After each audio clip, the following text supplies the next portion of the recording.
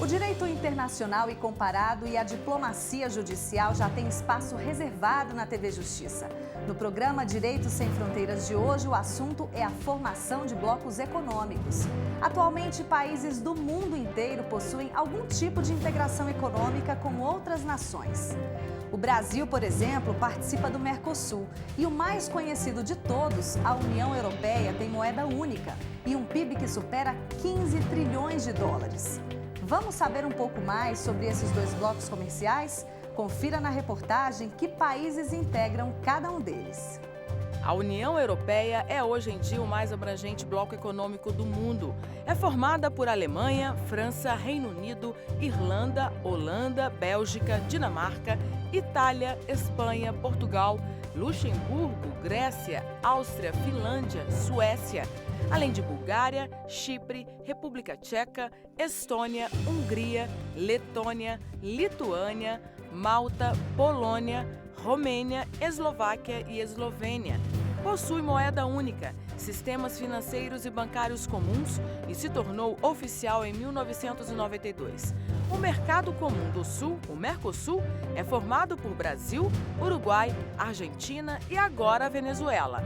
Bolívia, Chile, Colômbia, Equador e Peru são estados associados ao bloco criado em 1991.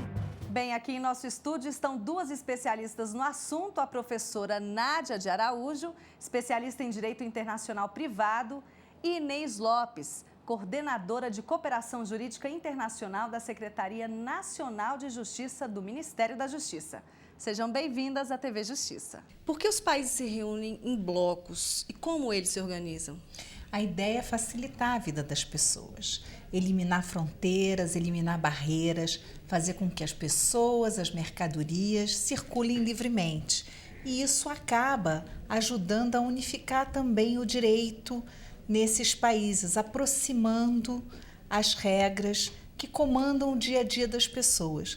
Na Europa, por exemplo, eles têm muitas regras comuns sobre poluição, sobre o meio ambiente, e assim você vai subindo o nível de exigência para todos aqueles que compõem esse tipo de bloco econômico. Na Europa também, hoje você não tem mais passaporte, você já não passa mais de um país para o outro. É a integração mais completa que existe no momento.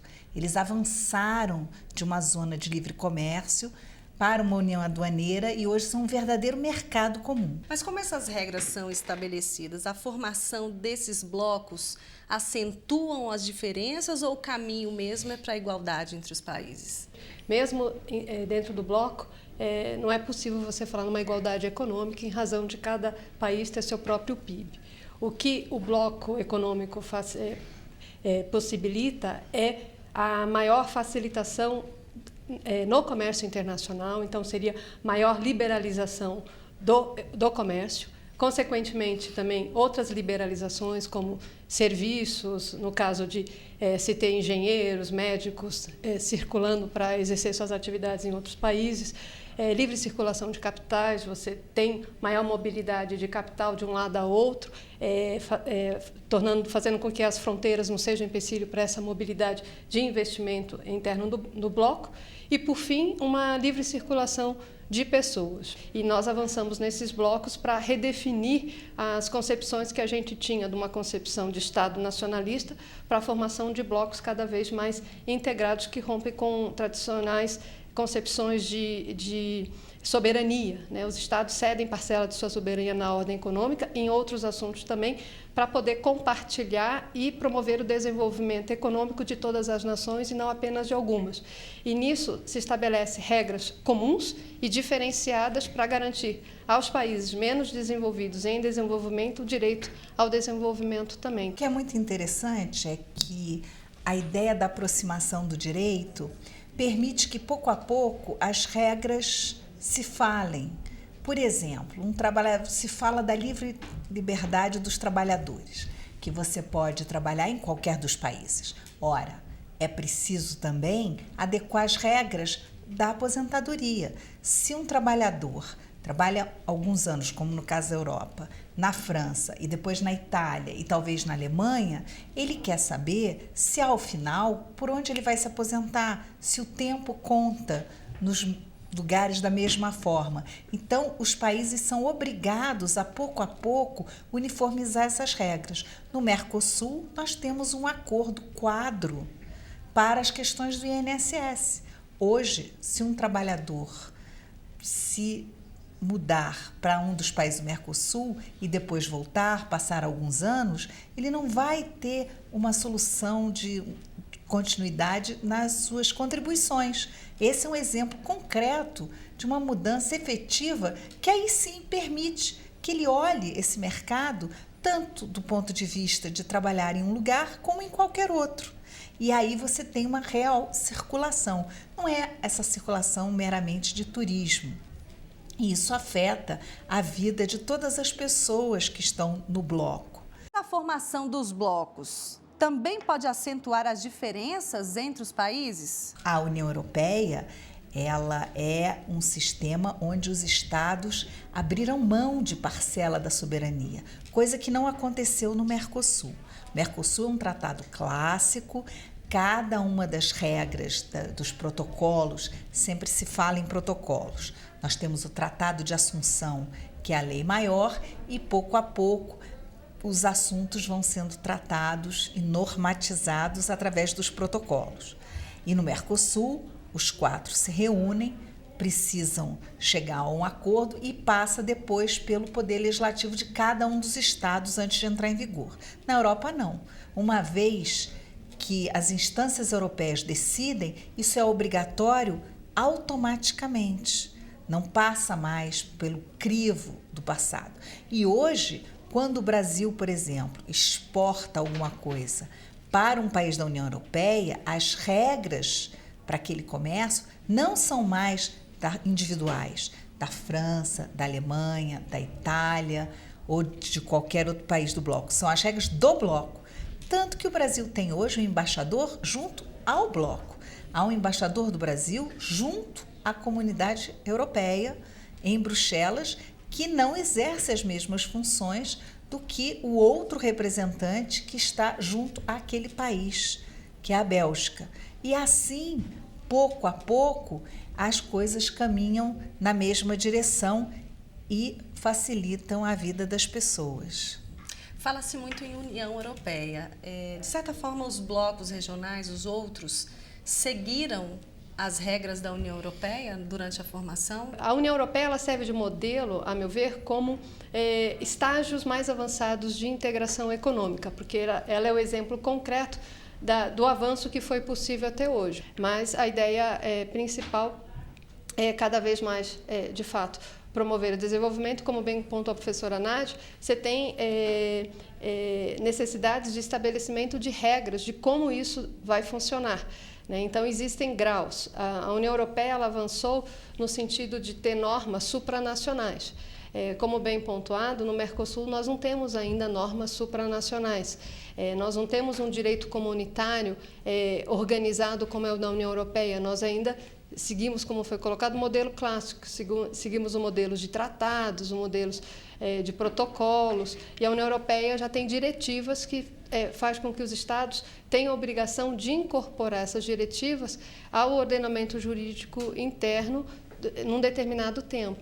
Então, nesse sentido, a União Europeia ela serve como modelo, mas os Estados não têm a obrigação de seguir esse modelo. Porque a Europa foi mais longe. A Europa hoje tem um tribunal da Comunidade Europeia, e que as decisões dos países, quando há um problema de direito comunitário, tem que perguntar a esse tribunal como resolver isso. E uma vez que esse tribunal decida, essa decisão ela é obrigatória para todos os países do bloco. No começo da União Europeia, o tribunal teve um papel relevantíssimo para esclarecer aquelas coisas que o tratado não tinha ido a fundo. Toda vez que você tinha uma questão envolvendo um conflito entre o direito interno, a França tinha uma determinada regulamentação que ia de encontro à regulamentação da Europa. Como é que você resolve isso? É um caso famoso, eles brincam que todos os grandes casos da Europa dizem respeito à comida. Esse caso era o Cassis de Dijon, uma bebida alcoólica, e a Alemanha tinha uma bebida similar, só que era mais forte, e ela, como agora não podia mais impor uma barreira tarifária, o Cassis da França era considerado mais saboroso e tudo mais, começou a vender mais do que a bebida similar deles. E eles adotaram uma medida de saúde pública dizendo que o álcool daquele Cassis era muito baixo. Então, houve essa discussão, mas isso fere o tratado de que as mercadorias podem circular. E aí essa decisão, essa regra da Alemanha teve que ser abandonada em prol das regras europeias. Ok. Bem, nós vamos a um breve intervalo e daqui a pouco a gente vai falar sobre a importância do direito internacional nas negociações entre os blocos econômicos. É só um minuto, não saia daí. Recife sediará o 12º Congresso Internacional de Direito Tributário de Pernambuco. De 26 a 28 de setembro será discutido o tema Jurisprudência Tributária e Segurança Jurídica do Estado da Legalidade Tributária ao Estado dos Precedentes. O evento é voltado para representantes das administrações tributárias, procuradores, juízes, economistas, empresários e estudantes. As inscrições podem ser feitas pelo site www.congressodireitotributário.com.br.